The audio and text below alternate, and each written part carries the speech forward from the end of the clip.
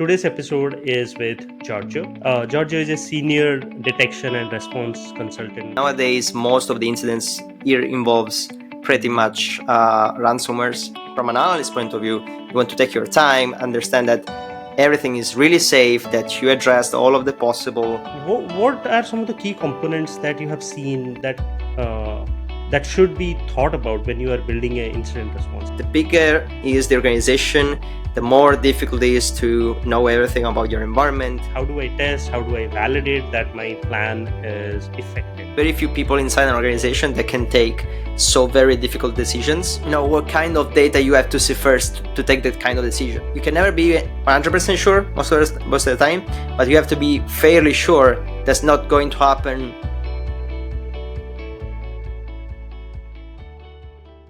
Hi everyone, this is Purushottam and thanks for tuning into Scale to Zero podcast. Today's episode is with Giorgio. Giorgio is a senior detection and response consultant at Vectra AI, and he has a deep passion for incident response and digital forensics. He also has over a decade of experience in field of system administration. He's a big believer in communities and have been contributing to multiple ones in recent years. He also hosts a podcast with the name Security Break and simultaneously runs a startup community called Security Cert. Thank you so much, Giorgio, for joining me in the podcast. Oh, thanks for having me. Absolutely. So before we kick off, I did a quick intro, but anything you want to add on top of that? I'll try to be quick with that. I mainly so I dropped from university, which is the thing that most of people ask me about. And I had the urge to start, basically working.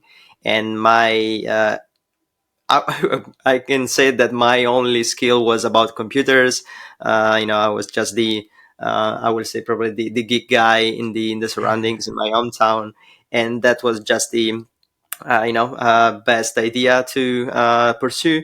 So I tried just to find out what kind of jobs are out there involving computers, and I end up being a system administrator, like you mentioned before, right? That actually became quite a passion for me, just to keep an organization running from the technology point of view. Was very very challenging, entertaining for me. And that was until I myself and my organization suffered some breaches, and I took it quite personal because I was the one man band in there, right? I had to do anything from the security to anything really, and I after that I just realized that I enjoyed a lot the process of trying to understand what happened, how they got in, and I can kick them off from my network. And there was that realization in there, and I just started looking for, okay, is this actually a kind of job that I can do full time? And yeah, that's how it started basically. That's a funny way of getting into incident response, detection and response, right? Like from your real life experience rather than academics. So where you learn more, I strongly believe in that. So hopefully we'll be able to touch on some of those areas today.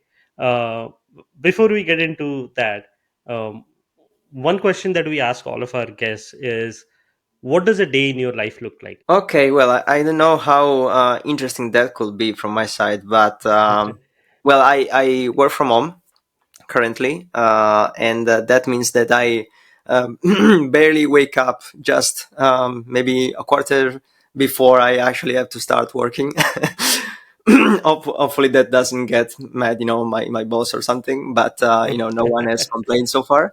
So I just wake up, just not so long before starting working. I grab just a quick breakfast already in front of my PC actually. So that's already having a little of breakfast and having a little of work on the other side, just to see what happened while I wasn't there, because I'm part of a 24/7 team. So someone was working before me, so I have to understand what was going on before me. So I maybe read some emails, read some stuff while I have my breakfast. And yeah, I mean, we are in this industry, so that means that the rest of my day is in front of a PC. I just try to keep any chance to do something outside of the computer industry. So that means that well, I have a dog, so I take that as an excuse to go somewhere with him. I enjoy playing drums. Mhm. And I just started again recently. So whenever I just move from my desk to the other chair that's in front of something different, but still a chair.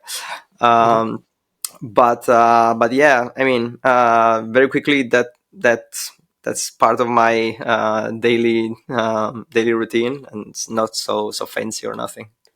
No, but I'm glad that you have a forcing function, right? You have a dog, so you have to take her out. So that way, you are not glued to the computer 24/7 or like all the hours that you work.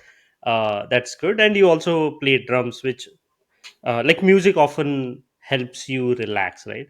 And one of the challenges being in the security industry is you get burnout. So I'm glad that you have two ways to relax from your day to day work. So today we are going to talk about incident detection and response, right? Like how you got into this field itself. So the first question that comes to my mind is effective security response requires quick thinking and experience. And you started your career with one of the live incidents, and you have been working in cybersecurity for a few years, and you must have seen a lot of breaches. Can you share an experience and security incident that you have dealt with? Okay, so well, I cannot say the details Mm-hmm. for NDA reasons mostly, and it's hard nowadays. I have a problem, right? Nowadays, most of the incidents here involves pretty much ransomwares and very standardized kind of attacks and patterns from attackers, which means there's hardly something that stands out between the various incidents you face most of the time. Mm-hmm. And that also means that, unfortunately, the ones that actually stand out when it comes to incident response engagements are the ones that actually go very very bad, or at least do Yeah. not go very in the best way possible. Mm-hmm. I have something interesting in my mind right now that it's fairly recent, and it was interesting because it was a fake ransomware infection, meaning that we had to engage with this customer Mm-hmm. that were concerned because they found a lot of how you call them, just ransom notes. So basically a Mm-hmm. file where you can see the attackers asking for money in exchange for getting back to your data, or maybe prevent some exfiltration. But upon investigation, that was it. Like, there was no evidences of any infection or any exfiltration, other than the file themselves that were written all over the device that was infected. So Mm-hmm. basically, we concluded that the attacker just tried, to scare our customer, as just saving these files, but we're not really able to do anything malicious other than getting access to the host, and that was quite different, if you ask Yeah. me. Not very maybe fancy or something, but that's part of the job, actually understanding how bad the situation is, and maybe sometimes it's not that bad. So that sort of tells me that you do not have to react right away, right? You should rather analyze it properly. I have never heard about fake ransomware attacks. I always thought if there is a ransomware attack, then there are ransomware nodes. Somebody is asking for some sort of like either money, crypto, whatever it is, right? But I never realized that there are these types of attacks as well. Interesting. So let's say you did the analysis, you found out that there is not a breach, like bigger breach, it's just the notes were left. What lessons did you learn from these incidents? That actually was a pretty important lesson, I think. Most of the time, we have the biggest challenge, which is kind of and of course I'm talking from the service provider point of view, right? We have to deal with the with our customers and try to understand what's their current emotional status, and Mm-hmm. what's their reaction about um, the incident they are facing, right? And sometimes they could be very very scared and very very eager to reach to the point where they feel safe, they recover from all of the damages they are facing, and they are just so eager to see results, right? They are just Mm-hmm. asking for, okay, can we say it's okay now? Can we say we're safe, we can go back to business? And that's usually difficult to say, because you want, from an analyst point of view, you want to take your time, understand that everything is really safe, that you addressed all of the possible lateral movements from the attacker or any backdoors possibly, or that you found out really what was the initial access, so how they got into the network, and make sure they fix it before Mm-hmm. declaring that it's all right. And in this case, it was actually the opposite. We don't really want to stress too much just when you see the first indication that something is odd, or something is just not right in your environment. Mm-hmm. You just need to be careful, know your network, know your environment, know what are your skills and knowledge, and how to address that kind of things. If you cannot, of course, reach out to someone that can help you. Just wait for the first results of analysis. Maybe it's not that common, as you said. I also spoke with some friends and people from the industry, and most of them say to me that they never seen something like this before.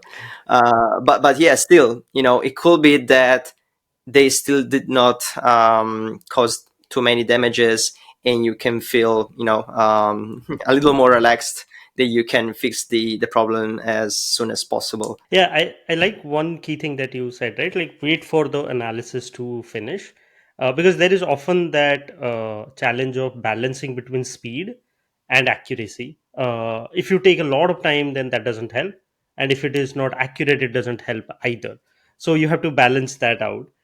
One thing that you clearly highlighted, so that once the analysis is done, you at least know where to fix, what was the initial access point, so that even if you remediate it, it doesn't happen right away. You have sort of remediated it rather than just killing one of the nodes which got impacted, right? So next question that comes to my mind is, let's say with every project we do a lot of planning.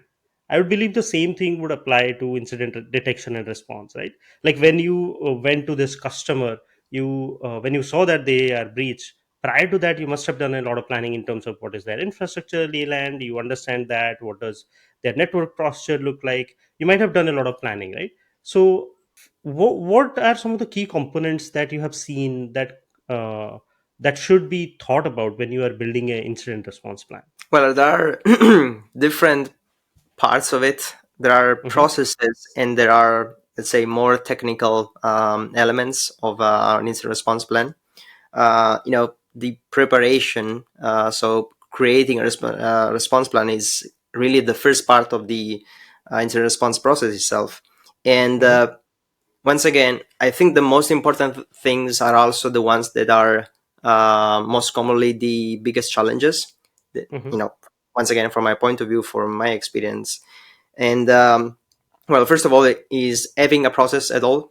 I mean, do you know what to do, who to call, who to involve when it comes to something like that? Because the point is that many organizations out there just face any new incident like it's it's the first, right? So Mm-hmm. panicking, trying to involve as many people as possible, which is not really a good idea, or just struggling to reach out to the right people because they are not available, because they are on vacation, because they just don't know what you're talking about. On the other point of view, if we call about more technical aspects, awareness of your environment and visibility are two very big challenges. Like, Mm-hmm. it's the trickiest and the more difficult cases are the ones where, for me, the customer itself doesn't really know um, what we're looking at, right? Mm-hmm. Okay, maybe we have some breached or infected or compromised host and credentials, but we don't really know what those hosts are supposed to do. If it's if it's too bad if we shut them down, or Mm-hmm. whether we are allowed to shut them down at all, or who we have to involve to do that. So the thing is that the bigger is the organization, the more difficult it is to know everything about your environment. And of course, having I don't even start to talk about CMDBs or getting a list of all of your devices and stuff, because it's kind of too far. It's more an ideological thing. Uh, but at least having that knowledge shared between people, just not having a single person that if he's sick or anything, Mm-hmm. no one knows anything. That's very bad. And even when you know something, how to access those devices, who have access, how to get the data out of it, because most of the time you need to analyze something that is you know kind of pull it out Mm-hmm. from the host itself. You don't want to work on the host while the attacker are there as well. Right. Um, that's not something that you want to do. So yeah, I mean, those two big pillars, I think, are maybe something that most of the people needs to focus on when it comes to preparing for an incident. So yeah, I like how you structured it, right? Like having a defined process, having awareness of your environment, having to know whom to reach out when something like this happens. Some of these are very key, rather than figuring it out while there is a breach going on. Next question that comes to mind is, let's say I have the plan in place. How do I test? Because I cannot simulate what an attacker thinks, or maybe I can. So what do you recommend? Like, how do I test? How do I validate that my plan is effective? Very, very good point. Maybe one of the most important things. I mean, I unfortunately, once again, it's very rare that I find about an organization that is mature enough to have a proper incident response program, right? But when Hmm. they have it, it's even more rare that they ever tried it before, right? They just created it, maybe with some external consultants or something, and it's written somewhere. I really hope that someone actually read it at some point, other than the consultant who wrote it. And the other thing is actually testing it. And with testing, it Hmm. means that you actually will need to simulate an incident. And I'm not just talking about hire a pen tester and make him try to exploit some vulnerabilities. I mean, what that we had an incident now. Okay, data Hmm. were exfiltrated. These hosts were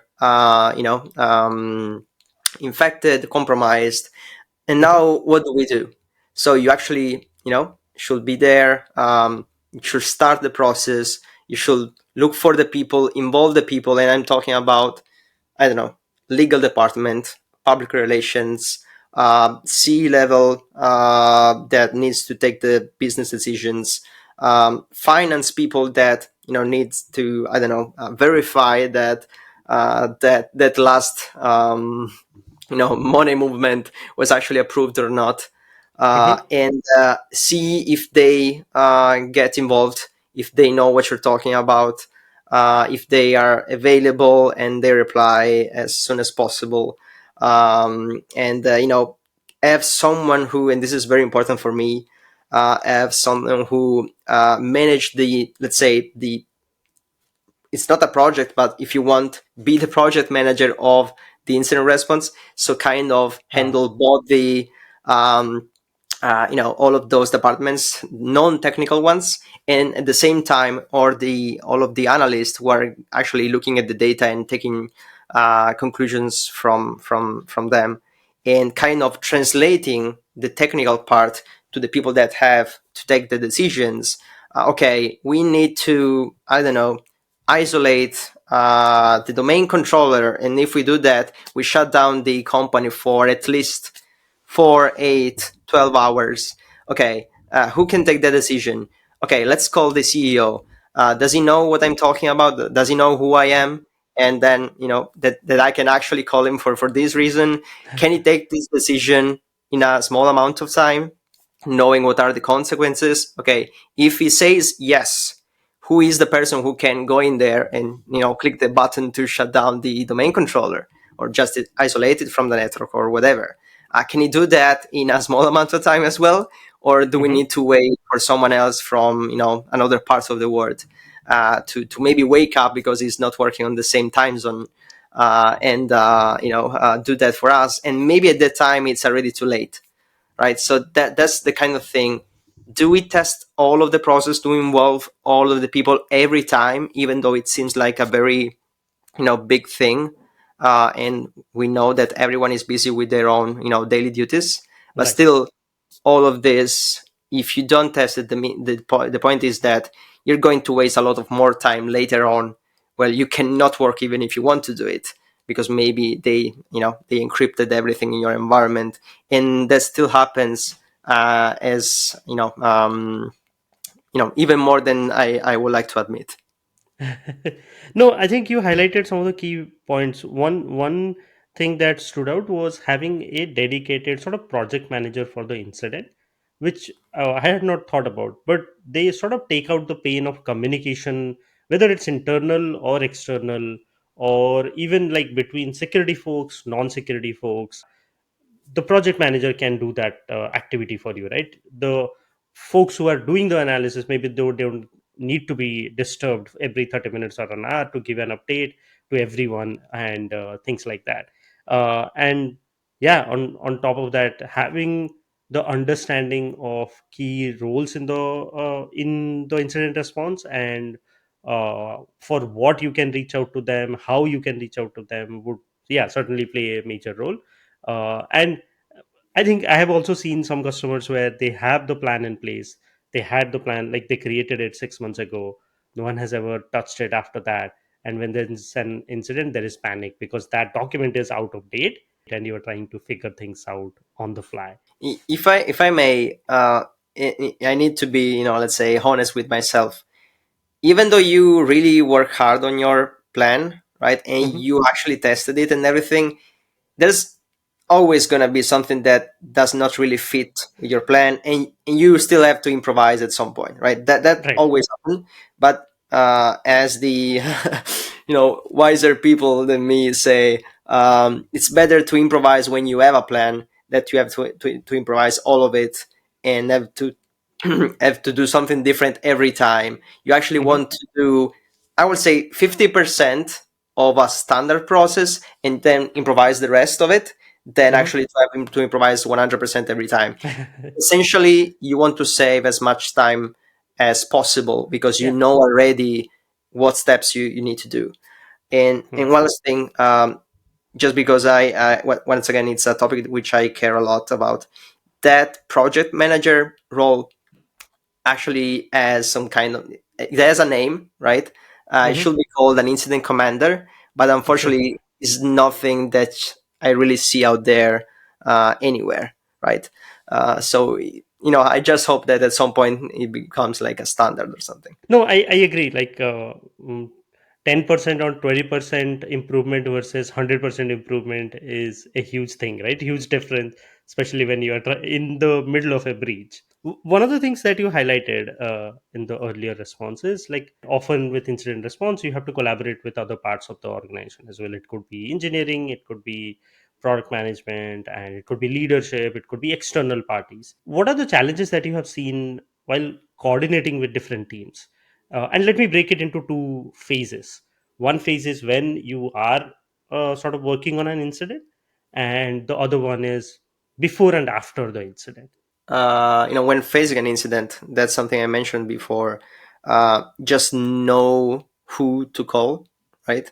The problem is that, you know um, okay, you know that maybe you should involve your legal department, because maybe the breach you're addressing right now, it Mhm. involves sensitive data or personal data, right? But do you have the number? Do you know the email address? Do you know who to involve?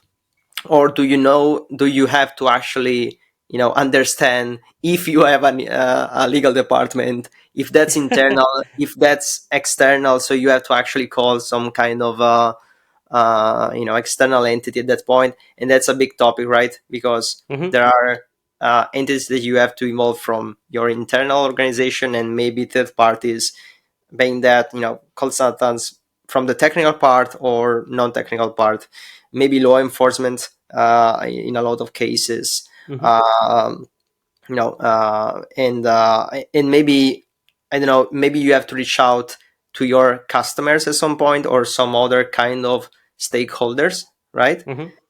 And do you know how to do that? Is there a PR team in your organization? Do they have an emergency communication thing that they can push, in a small amount of time, or Mm-hmm. do we have to create it on the spot, and that's pretty bad. Yeah. Um, Yeah. so awareness of all of the people that must be involved is the biggest thing for me, and that's why that's when you go back to testing it, right? Because you Mm-hmm. have different scenarios. For different scenarios, you will have different people involved. For different kind of escalations of the incident, you will involve even more important people in the hierarchy of the company, right? So maybe most of the time you just talk to your CISO, the chief information security officer, Mm-hmm. that takes most of the decision when it comes to security in an organization. But at some point, when it becomes pretty, critical for the business, you want to involve your CEO, and so on and so forth. So Right. that's the thing. Those are people that are not so easy to be, contacted when it's not like you work with them every day, Mm-hmm. right? And that's Mm-hmm. not, unfortunately, the security team scenario. Mm-hmm. Uh, so yeah. I mean, what was the question again? So one is like, what challenges have you seen during the incident, and before? The other part is before and after the incident is over. Let's say, I mean, what are the challenges you have seen? Yeah, I think one key thing that you are highlighting is preparedness. The more you have things written down, the more you have practiced, like you have done fire drill exercises, the more aware you are. Similar to how you need to be aware, you need to be aware of your environment, you also need to be aware of the incident response plan, be it communication plan, PR plan, be it analysis plan, whatever it is, right? You need to be aware of that instead of figuring things out on the day of the breach or during the breach. And so that is more around when it is happening, like when you are in the middle of it. Before the incident or after the incident, how do you collaborate with others? before, I think we said it already, right? If you are testing your plan before facing an actual incident, or in the middle of incidents, you kind of create fake incidents, so you Hmm. can test it. That's the way you address it before. After it, that's all of the part of the what we call the lesson learned, right? We want Hmm. to, Hmm. we let's say that we recovered from our incident, right? We are technically fine. We can go back to normal day to day. At the same time, we want to bring everything we learned from the incident Hmm. itself, how they got in, what was the problem, what kind of software code was involved, how we can improve that, how can we make sure that doesn't happen anymore, at least not in the same exact way, Right. because we cannot prevent all of the future incidents, but we can make sure that we are prepared for this type of incident the next time. Either we prevent it, or if it happens, we know what to do. And if that's basically it, right? If something happened that was not already on our plan, that we Hmm. were not really prepared already, that's the thing. We need to update our plan, right? What was wrong? Okay, we needed to let me think about a scenario here. We needed to rebuild an entire network from scratch because the incident was pretty bad. Okay, Ah. who is going to be involved with that? Do you have system administrators, or I don't know, engineers that have access to, I don't know, your cloud environment or your Hmm. virtualization environment, and can recover some old backups Hmm. of your virtual machine or something? Okay, do you have the contact for those people? Do you have already spoke with those people that, in this specific case, you have to stop doing what you're doing and listen to me because you need to help the organization? And yeah, that's basically it. Include new people in the plan whenever it makes sense to Yeah. include new people, include new steps. Maybe identify that you had a lack in visibility, so you cannot really detect that kind of incident the next time. So I don't know, either you improve what you have already in your environment. Maybe Hmm. you need to, yeah, sometimes buy some new technologies you don't have in your in your environment. Either you have the capability to build it, right?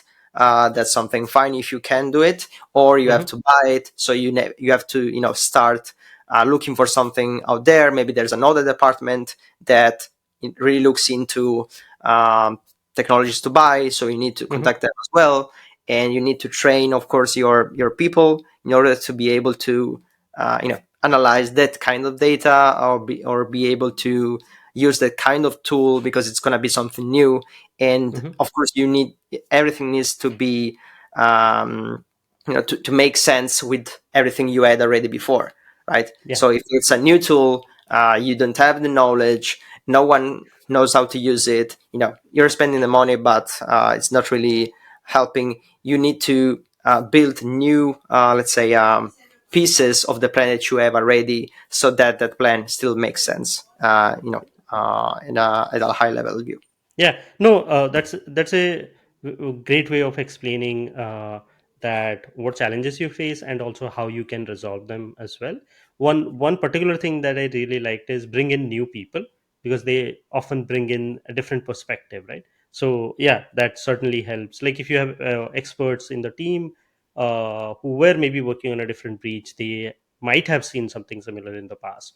I want to slightly pivot to containment. So you recently shared a post about your experience at B-side Switzerland, and you shared your thoughts on the shift from detection to containment. So can you maybe give a little bit of idea of how do you see them different? Like like what do you see containment as, and how do you see it as different from detection? So yeah, I recently had this talk where I was talking about this, and we're basically talking about two different phases of an incident response process, right? And I just realized from my point of view that for a very long time as an industry, we Hmm. have focused a lot on the detection part of it, because of course, if you don't know that something weird is happening, you cannot even start Hmm. to respond to that incident, and that's very important. That's great, and I think we did a lot on that part in the recent Hmm. years. We have access to a lot of technologies, open source ones, paid ones, a lot of vendors. You can really choose whatever you want. For each kind of technology, you have a lot of alternatives and so on and so forth. Um, so it's plenty of possibilities in there, right? You can, if you have time, resources, and money, of course, you can reach the level of visibility that you really prefer. But the Hmm. point is that I see a lot of organization, finally, of course, focusing on that, spending money on that, and having a lot of visibility. But the Hmm. point is that when it comes to, okay, I see an incident, what I Hmm. do now, okay, no one really has or takes the responsibility to say, okay, I'm gonna go in there and stop the entire device, the entire user, or the entire department, the entire network, depending on how bad is the scenario. And Hmm. just because we want to prevent the things to get worse, Yeah, right? Because we prevent saw from uh, spreading more and more. Yeah, makes exactly. sense. And that's the thing. I had actually a lot of different scenarios. Once again, as a consultant, as a from the service provider point of view, Hmm. where okay, we have customers who found out about the incident, maybe call us to help with them, and then we say, okay, it's actually pretty clear. We see this. This also is infected. This user was compromised, and their credentials are maybe out there on the internet. Anyone can use it right now. We need to stop this part of the network. We need to stop this thing and this thing, and then everything freezes. Mm-hmm. because no one wants to do it. No one knows how to do it. No one has the authority to actually take the decision, right? And then, either they say, oh no, we cannot do this Mm-hmm. for whatever reason, which is, I mean, I understand the reasons, right? Um, companies don't want to lose money to stop working, right? Right.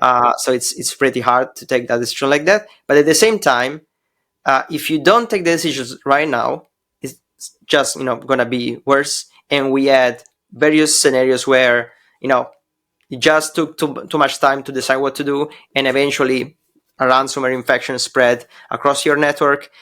Or another thing is, okay, you had your total compromising, right? You do Mm-hmm. all of the work that is needed to recover from that, but Mm-hmm. still you don't focus on, okay, but how I prevent this to happen again. Okay, I Mm-hmm. need to, I don't know, just another example there. I need to patch a system Mm-hmm. that is internet facing and was compromised, and that's why, and that's how the attackers got in. Okay, but okay, but if I apply this patch right now, I need to shut down the system for, I don't know, a few hours, and this is customer facing, so I cannot do that right now. I'll wait for, I don't know, the next month. Cool. Just a week later, the same attacker, the same compromise, the entire network again. This really Yeah. happened, right? Yeah. And it was a fairly important and big company. Okay, Mm-hmm. that's the thing. We need to. I think we are at a point as an industry to focus our shift to the second phase, right? Mm-hmm. Because if we and we have the technology already, right? So most of the providers are there. Do not only give you the possibility to identify breaches, but also help you with the containment and the response, right? But Mm-hmm. in my experience, very few companies decide to actually enable those features to automatically contain stuff, because once again, it's hard to give the responsibility to tools instead of humans, right? Mm-hmm. Mm-hmm. But that's a huge something that is slowing us down a lot, and it's giving attackers a lot of leverage versus So that they us. can repeat sort of the attacks. Like, I love that example that you gave, right? Like, the organization decided to maybe work on the containment in a month, and there was a repeat attack. So apart from that, what other challenges have you seen when organization starts shifting their focus from detection to containment?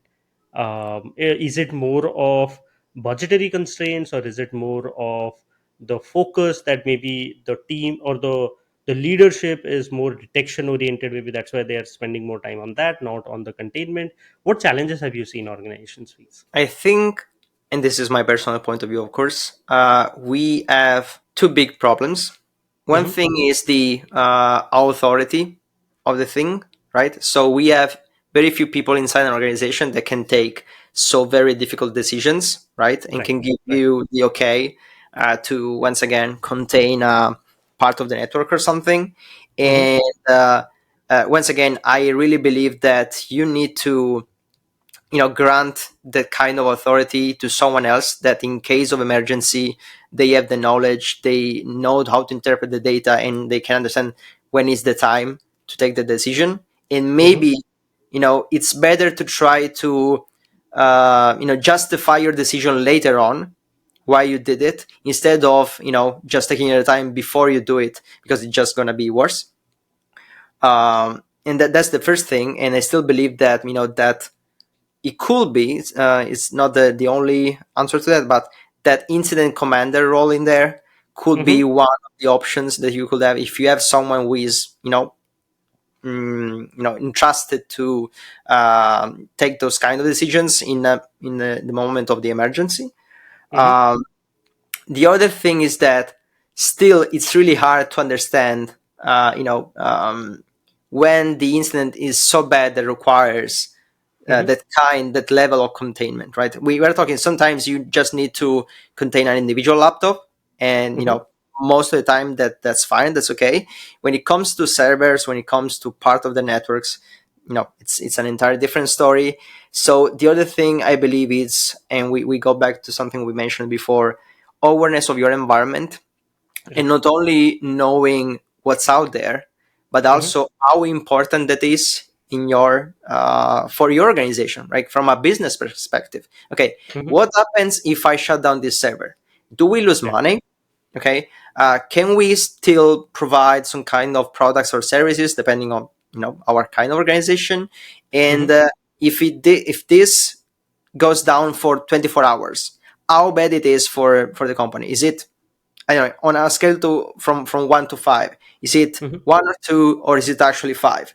Okay, and depending on the kind of knowledge, you know what kind of data you have to see first to take that kind of decision. So Right. my point is, if you have that kind of information, and you see Mm-hmm. that you have, okay, the business criticality for this device is 1 or 2, okay, no matter what, I will stop the device, do my investigation, and then say, okay, it was actually fine, I didn't have to do it, but nothing happened, right? It was Mm-hmm. not that bad. We didn't lose, I don't know, 5%, 50% of our revenue because of it. So, I actually still had a chance to prevent a bigger incident.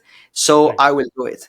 But if I don't Yeah. know the kind of information before, if I don't have really, at least for the most important parts of their network, servers, DMZ, whatever, it's really providing services that makes the revenue of the organization. Mm-hmm. And the um, the boring thing about this is that it's not technical things about security, right? We are talking business, Yeah. and of course, many people in the industry are not really interested in that part. And of course, at the same time, the business people are not entirely interested in the security part because they have another focus, Right. and the intersection between the two, that it's really important here. So speaking of challenges, when it comes to an incident response, so we reached out to Simon Onofre, and he has asked, "What is the most challenging phase of an incident response?" Um, I think we mentioned a few. One thing is, as I said before, uh, get that decision. Okay, we need to isolate the network. Hmm. That's the most one of the most or the biggest challenges. The other thing is, and I think we mentioned this as well, to rush to get to the back to business state, right? Because you said it before, right? The comparison between having to be very quick and fast in addressing the issue, and at the same time taking your time to be sure that you really considered every scenario, that you really analyzed all of the data, that you collected all of the data, and so on and so forth.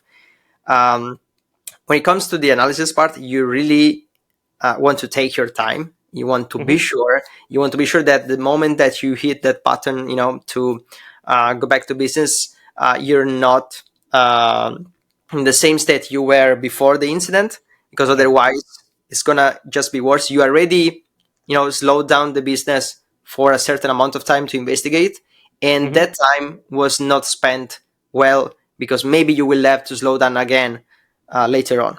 So when you want to go back to business, you need to be, I mean, you can never be 100% sure most of the time, but you have to be fairly sure that's not going to happen, the next day once Mm-hmm. again. Okay. Yeah. So, Yeah. and especially if you're, I mean, probably in any case, but especially if you're a consultant and you're speaking with someone else and it's their business, not yours, and having to convince them that, it's maybe better if we wait another, 4 or 8 hours to really make sure that we understand everything, that we know if there are any backdoors, if there's any persistence mechanisms, or that we know what was the initial access, that we patch that already before Mm-hmm. we uh, you know um, uh, re-enable the services and everything. Mm-hmm. That's very difficult, and once Yeah. again, it's not a technical aspect. It's more on the um, yeah, making people understand what are the consequences, and what is at stake if Yeah. you take those kind of decisions. So you mentioned about, like, let's say clients getting compromised and things like that. you're working with multiple customers, multiple clients, and you see that they are getting compromised. What's the right way, or what's the most humane way of approaching a client who has been compromised? So this is again question from Simon. So that's pretty tricky. It really depends on the initial emotional status of the Hmm. client, right? Hmm. And it depends on the role of the person you're speaking with, right? Because I don't know, it happens to me that for very small companies and clients, you can end up very quickly talking with the you know um, C-level people, let's say, Hmm. right? Or you can just talk with the IT people that maybe do not have a lot of security knowledge, but they are still in charge of the infrastructure. Or you could end up with someone who is not technical, maybe someone more involved in the legal or policy sides of Hmm. things that still is in charge in case there's an incident. And Hmm. you need to understand what's their status. Okay, are they panicking? Are they fairly, let's say, calm and just to want to get it right? You want to kind of, yeah, make feel them secure in a scenario where you don't really feel secure, right? uh, Hmm. make them understand that you're gonna do whatever is needed in order to contain the damages, because that's most of the time the thing. And that if we do everything right, or as in the best way possible, um, we will go back to business very soon. And that Hmm. maybe, and when it that's when you're still involved in the detection phase. uh, you need also them to understand that you still need to maybe verify and make sure that something is really happening or not, right? So you Yeah. need to confirm that there is actually an incident. So you need them to understand this, so that don't panic. They can just wait, provide all of the information needed, and then when you will hear them again, you will decide what's the next steps, if you still need to do something, or maybe it's actually fine. And I mean, um, the only way you can do it is just trying to establish um, a proper communication process, right?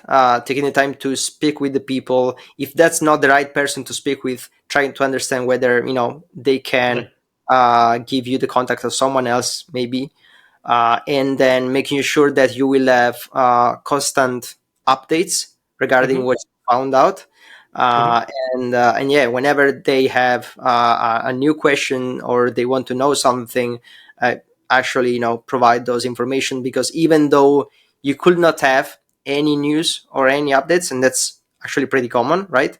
The thing is that it's only gonna be worse if you don't provide any response at all. Yeah. So Yeah. it's better to have, I don't know. It depends on the scenarios, but hourly, or twice a day or once a day, calls or meetings or updates. When you actually say, okay, we're in the process of investigating. We don't have any more news at this point, but Hmm. we're planning to do that. These are the next steps. This is what we worked on so far, and what we are going to do next. Yeah. And we will have another meeting in, I don't know, 1 hour or the next day or something. Then actually Right. saying, okay, no, don't No just, meetings. no meetings, or just do not reply to the emails. That's not a good thing in any way. Yeah. Yeah. Possibly even, yeah, Especially during an incident, it's tricky, right? Like everyone is looking to find out, have we kind of like found out the root cause, have we remediated it, have we contained it? And if no news is not good news in this scenario, right? Like because you are already in a panicking state, so yeah, it's better to have updates and show what progress you have made. Maybe you have not found the root cause, but at least you have tried out different approaches. Few of them have not worked out. What are you planning to, and like what a playbook you are going to use next, things like that. That sort of calms the stakeholders down a little bit. But no communication is not good in this case for sure. absolutely. uh, so we spoke about detection and response quite a bit. I want to understand, what's the role of automation in this? Like, can automation and orchestration be used to improve the efficiency of incident detection and response? It definitely does, and that's for me when it comes down to the containment phase we were talking Hmm. about before, right? You possibly, if you spend some of your resources on detection technologies, there's a good chance you already have some capabilities to automate part of the containment phase, right? Hmm. And if you did it, if you have those capabilities, if you have those technologies in place, there's really, I mean, there are reasons why you are concerned about its usage, but still, I think that most of the organizations out there are not really leveraging that kind of support and help technologies can provide and automation can provide, right? You just Hmm. need to understand, let's say, when it's safe, what are those scenarios where it's safer to actually go with automation, right, without thinking too much about it. And Hmm. maybe there are always going to be some more sensitive scenarios where you just cannot apply automation. But that's the thing, if you everyone has just limited resources, even when you just speak about people in your Hmm. team, right? If your team is busy working on stuff that could be automated, they will be busy when something more important will happen, right? but Yeah. but if you just can save them part of their time automating the most easy things and the less critical stuff, then you will have their full attention when something very bad happens, and something where you cannot apply automation, they can give you 100% of their focus. So that's my thing. Right. Right. Automation is needed in order to save time. Hmm. Okay, it's probably not going to be there to prevent the most important incident or of your organization ever had. Hmm. But if you can slow down the burden on your teammates a little bit, there's still a lot of improvement when it comes to the very important things. So, totally, absolutely, like anything that can be automated should be automated, so that you are not spending time on things which might take 8 hours manually. With automation, maybe it's taking an hour, so you are saving 7 hours for analysis, communication. There are so many activities which need to be done during a breach. But how do you ensure that the automation that you apply doesn't compromise security, like doesn't open up new attack vectors? Well, that's a tricky question, right? Because there's definitely some scenarios where, I mean, you need to enable the technology to be able to contain stuff, right? And most Hmm. of the time that involves giving accounts and so some elements of the technology some high privileges.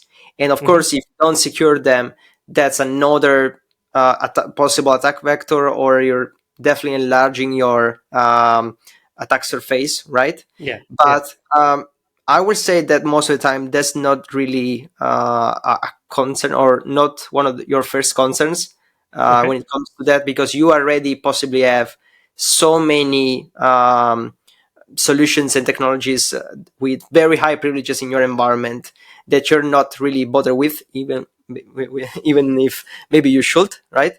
Hmm. So many admin accounts in there, so many service accounts that you maybe forgot about it. And if it's true, you're introducing a new piece of tech, you're Hmm. introducing even more devices that you have to maintain and update, and be sure that they only have the privileges they really need and everything. But the thing is that that's just a drop in an ocean when it comes to the most the biggest corporate networks out there, and Hmm. the value you get out of it, compared to other tools that are not security related, just you know just removes the security concern in my point of view, right? Once again, if the automation tools are actually the same detection tools you have, those Hmm. tools are there anyway, right? Hmm. So your security is compromised already. Let's say the technology is Hmm. already in place. There are already service accounts with very high privileges just to observe what's happening in your network. Even if you just enable the, contain if this happens, Hmm. there's not really going to be worse from a security perspective. Much better.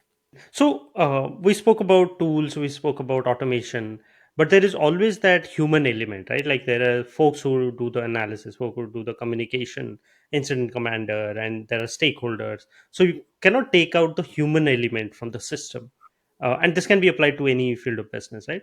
So what is the role of human analysts? Let's say even like today we have AI and ML.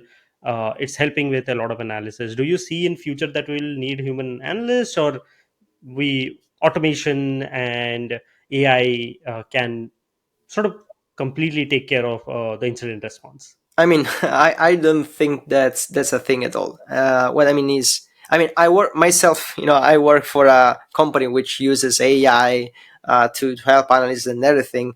But what my company itself says, we're trying to help analysts, right? We're trying Hmm. to um, get the analyst job easier, because Hmm. otherwise there's just too much data to analyze. You don't have time to go through everything. It's Hmm. difficult to standardize everything you have in your environment in a single dashboard and everything.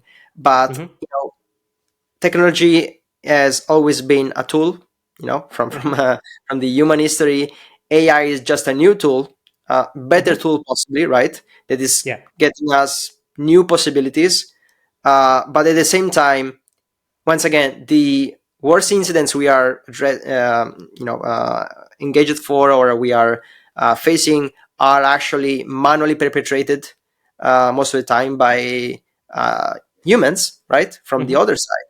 And Hmm. at the same time, from our side, we need humans to look at the data and understand what's happening.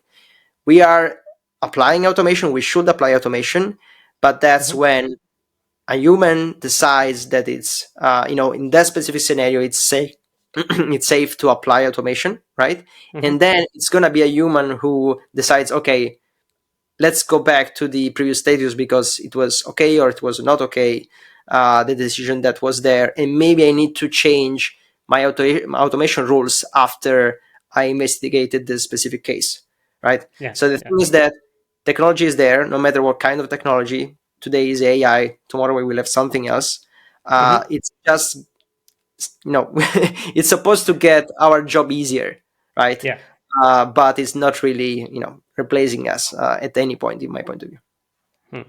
One last question that comes to my mind is, like we started with, you like you have dogs, you have a dog and you play drums, so that's how you manage your stress.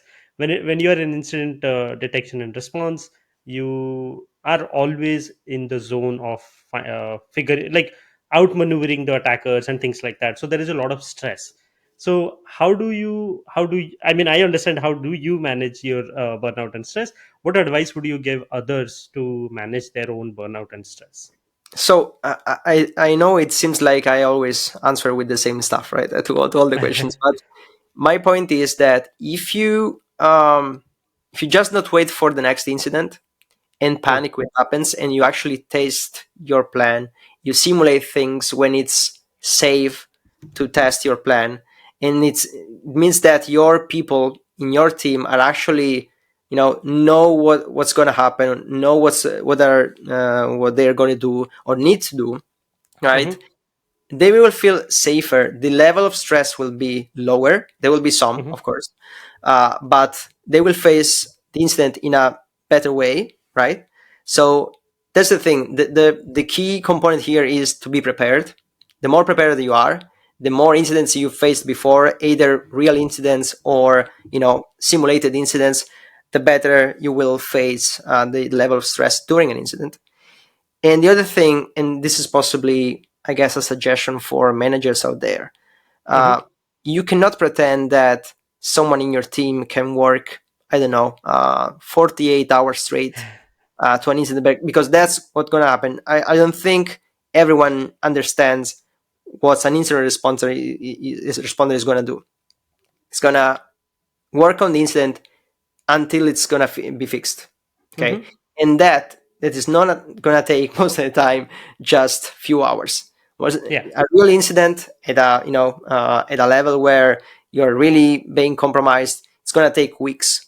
Okay, Mm-hmm. so that means a lot of non-stop hours to work on understanding what's happening, and at the same time trying to improve your plan and trying to get some data you didn't have your hands on. So that's a lot of work in a very small amount of time. So the thing is, you must be prepared to that as well.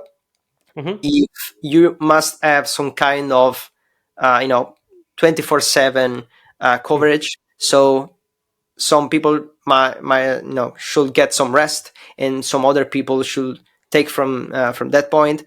Either you are able to create the capability internally, or you figure it out with some external partners.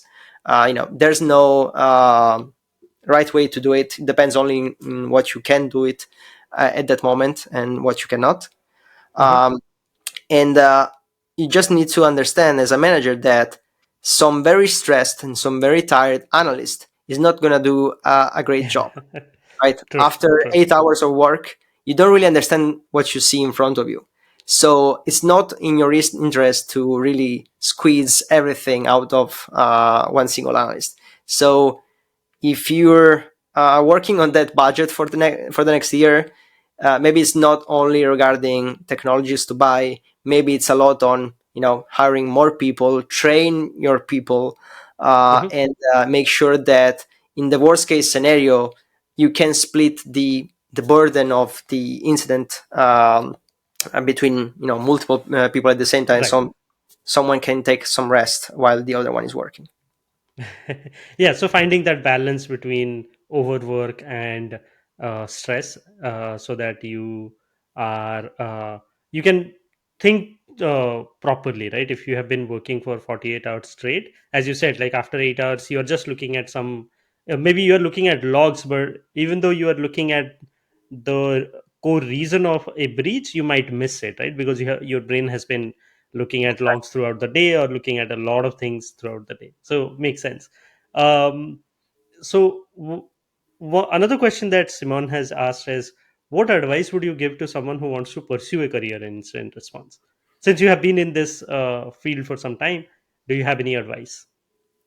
Um, my usual advice to this kind of question is not very common or usually appreciated. And the thing is that don't look at what the other people did before you, because the Mm, thing is, what worked for me, it may not work for you, right? mm, So I get a lot of questions regarding the university thing. Should you go to university? Should you not? I mean, I didn't, but that doesn't mean you shouldn't, right? yeah, Uh, yeah. I had a specific scenario. It was maybe a better idea to actually go to university, if I think about it right now.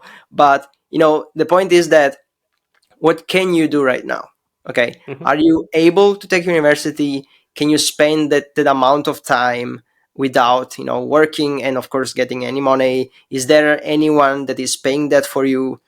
Do you yeah. live in a country where that costs a lot or is actually pretty cheap? Um, can you maybe afford to work while you study? Because I think that's a very great point. The Hmm. best the best professional is gonna start in the best way possible if they did some work already. So I Hmm. always encourage someone that is studying to also find some kind of part-time job or something. Any time of work, really. It's better if it's technology related, of course, Hmm. because you start make your hands dirty with some stuff. But at the same time, any kind of work that we said it before, there's a lot of communication involved in this kind of job. So if you Hmm. never had to professionally communicate with clients, colleagues, superiors and stuff, that's going to be a big challenge for you. So if you Yeah. had the kind of experience already, if even if you didn't work in really in a computer related environment, there's still a Mhm. lot of improvement. Mhm. And well, then of course I mean it's it's my opinion again, but I always feel like security is a specialization, right? Yes. Yes. And we are talking about incident response and detection right now, so that's even Mhm. a specialization of the specialization if you think about it. And True. True. I always encourage everyone to at least consider working a general IT job before moving to security. So either So you getting do, your hands dirty before you get into security, you understand how things work. yeah, Anyway, I mean, sorry. either coding, like either you start as a developer or a sysadmin, or now we have DevOps and stuff. Mhm. But the thing is that you're gonna work with a lot of different technologies. You're gonna need to Mhm. understand a lot of different technologies, and you probably will never know all of them. But if you Mhm. start in a position where you already know a lot about some technologies because you did, you developed those technologies, or you had to maintain the update and design networks regarding those technologies. That's already a big and important thing. And one last thing is that this is not only my opinion, honestly. When when you spend 10 years on the industry, and Mhm. you had different jobs, and you did quite some interviews with different companies, I get the feedback Yeah. that uh, hiring managers appreciate when you did non-security related Hmm. job before, and you had that kind of different perspective before. So I always leverage the fact that I was a sysadmin before Mhm. being a security analyst. And Yeah. I mean, for me it worked. I'm not sure it's Mhm. gonna work for you as well, but if you have the chance, and if that works for you, give it a chance. Yeah, that's a very good response. Like, there is no one size fits all solution, right? Like, whether it's security engineering, whatever it is, it always depends on your scenarios, your environment. Like, there are many factors which come into play. One last question that we got from Mike Prevet is how not to build a detection engineer capability at a company. Okay, I have an I have another uncommon answer to this. I hope Sure. it's fine for everyone. Um, I don't think every company should have it at all. I mean, Hmm. we're talking about Okay. detection engineering. We didn't really speak about it during the this session, but the thing is Mm-hmm. that we're talking about having a team of people, right, Mm-hmm. that only works about engineering your detection capability. Hmm. So Hmm. defining rules, creating technology internally that is able to identify incidents and stuff. Mm-hmm. And I think that's something that only a very, very, very mature company from the security perspective Hmm. will do, right? So you start doing that, in my point of view, when you think that the detection capability that you can get out there with just money is not enough, Mm-hmm. because you can do better. If you can do Mm-hmm. better than what you can buy out there, then maybe, okay, maybe you should start creating that kind of capability inside. But in all of the other scenarios, in my point of view, the time and resources you spend in trying to create your own detection rules versus the amount of time that is needed to just deploy something ready Mm-hmm. from a third party. I mean, It's huge. Yeah. it's different to compare. Honestly, Yeah. Yeah. it needs a lot of work, and there are companies just doing that. Uh, Mm-hmm. with the hundreds of people, 24/7. How? I mean, how do you think you can be better? I mean, Yeah. Yeah. if you did that, maybe if you were from a provider perspective, and then you move to another company, and you have already that experience and knowledge, you can do it yourself better because you already studied and did it for 10 years before. Definitely go for Mm-hmm. it, right? You know better. But otherwise, as a I don't know, CISO or security manager, you decide that you need to hire 5 people at least to work Mm-hmm. on uh, Detection uh, engineering. Yeah. yeah, detection engineering. I don't think that that's really worth it. You should, manage your security budget in another way and think about that later on if you really need it. Okay, that makes sense. And that with that we come to the end of the podcast. Thank you, Giorgio, for the insightful conversation. Here are a few points which stood out for me. The first thing is one of the key skills necessary during incident response is to stay calm, analyze the incident before acting on it, and of course you'll have to find the right balance between speed and accuracy of the analysis. Second thing is for preparedness, define processes, playbooks, document the landscape, and document stakeholder communication plans, both internal and external, to avoid figuring things out during an incident, which helps reduce the stress onto the incident response team. The last one is containment is key to limit the impact and also to avoid repeated breaches or attacks of the same kind. And in this case, quick decision making and proper incident analysis will help in containment plan in future. Thank you. But before we end, one last question that I have is any recommendations that you have, like reading recommendation. It could be blog, it could be a book, or it could be a podcast, or any a video or something like that for our audience. So there's a thing. I'm more into books, but I have Hmm. a very bad memory, so I always forget the names of of the books themselves. But I have my to read list in front of me. Hmm. So, if that's okay, I will quickly suggest three books that I really Sure. liked. Um, the first of all is The Cuckoo's Egg from Cliff Stoll. It's Hmm. a very, I guess, famous one and old one as well, but Hmm. it's incredibly, still relevant nowadays. And if you think that it was written by someone who was not really into IT or security, that's mind blowing for me. And by the way, all of these books are basically real world stories about cybersecurity. So this is the Oh first, wow. The Okay. Cuckoo's Egg from Cliff Stoll. The Hmm. second will be Spam Nation from Briar Krebs. Hmm. That's a very great writer, by the way. He also has a blog. You should go and look at it. Hmm. Um, Spam Nation is also talking about cybercrime in the, I think, 90s, when it was Ah. mostly focused on the spam business.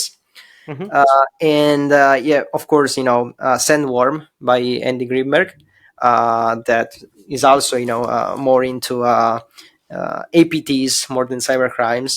So state sponsored hacker Attacks and and groups. mhm. Yeah. Yeah, I will. I actually have a big list, but if I have to think about three of them, those will be the ones. Okay, awesome. With that, thank you so much, Giorgio, for joining, sharing your insights. It was a like lovely learning experience for me as well. Like the incident commander position that should be there, or the people aspect, or the tools aspect, and things like that. So yeah, thank you so much for joining. Thanks again for having me. I am always, it doesn't take so much to have this kind of conversation, and I do think they make some difference in the community for the people who are watching. So yeah, Hmm. keep up the good work, and yeah, thank you for that. Thank you so much. And to our audience, thank you so much for watching. See you in the next episode.